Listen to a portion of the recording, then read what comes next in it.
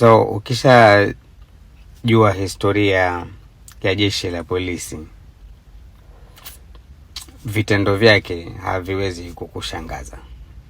Unajua vitendo kwa mfano kama hivi vya huyu kijana wa Mburahati, ambapo polisi wanadaiwa kuvamia wakiwa hawana uniform, wakiwa sijui 7, wanambeba mtu kama vile wanamteka, hawasemi anapelekwa wapi, gari waliokuwa wanambebea sio gari rasmi ya polisi. So ukishajua historia yao, inakuwa huwezi kushangaa na hivi vitendo. Unajua jeshi la polisi ni taasisi ya kikoloni. Unajua, yani ni miongoni mwa mabaki makubwa ya ukoloni kwenye nchi.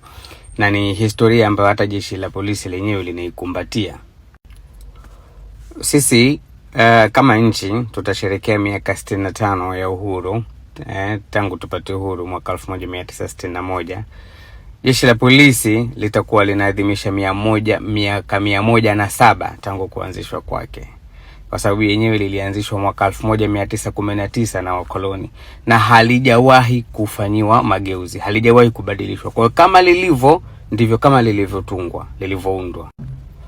So tofauti na taasisi kama vile jeshi la wananchi ambalo sisi tulirithi la wakoloni, halafu tukalibadilisha kwa sababu kulikuwa hakuna jeshi la wananchi. Unajua jeshi la wananchi tuliliunda sisi. So tofauti na ilivyotokea kwenye jeshi la wananchi, mageuzi hayo hayakufanyika ndani ya jeshi la polisi.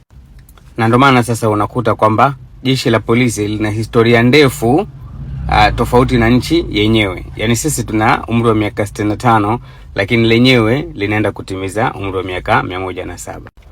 Na sababu kubwa kwa nini mageuzi hayakufanyika kwenye jeshi la polisi ni kwa sababu jeshi la polisi halijawahi kuwa tishio kwa wale walioko madarakani. Unajua tofauti na JWTZ. JWTZ mageuzi yalifanyika baada ya kufanyika tishio la kupindua serikali.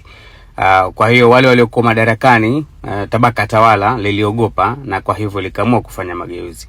Jeshi la polisi halijawahi kuwa tishio kwa waliopo madarakani, na kwa hiyo limeendelea na legacy yake ile ya kikoloni. So polisi wanapenda kusema kwamba sisi kazi yetu ni kulinda raia na mali zao. Lakini kwenye muktadha wa kikoloni, actually raia hawakuwa wenyeji wa Afrika, raia walikuwa wazungu. Na mali hazikuwa za Waafrika, mali zilikuwa ni za wazungu, watawala. Kwenye muktadha wa kwetu sasa hivi, raia ni wale walioko kwenye tabaka tawala. Na mali ni zile za wale walioko tabaka tawala. Si raia mimi na wewe, au mali zetu mimi na wewe. Unajua kama ilivyo kwenye kipindi cha ukoloni, ukitaka kutawala watu, lazima uwe na taasisi ambazo zitahakikisha kwamba zina udhibiti hao watu. Ndivyo ilivyokuwa kwa Mjerumani, ndivyo ilivyokuwa kwa Muingereza, na ndiyo sababu walikuja na jeshi la polisi kuadhibiti wenyeji. Na ni dhumuni hilo. It's exactly the same role that polisi wana play sasa hivi kwenye independence country ya Tanzania.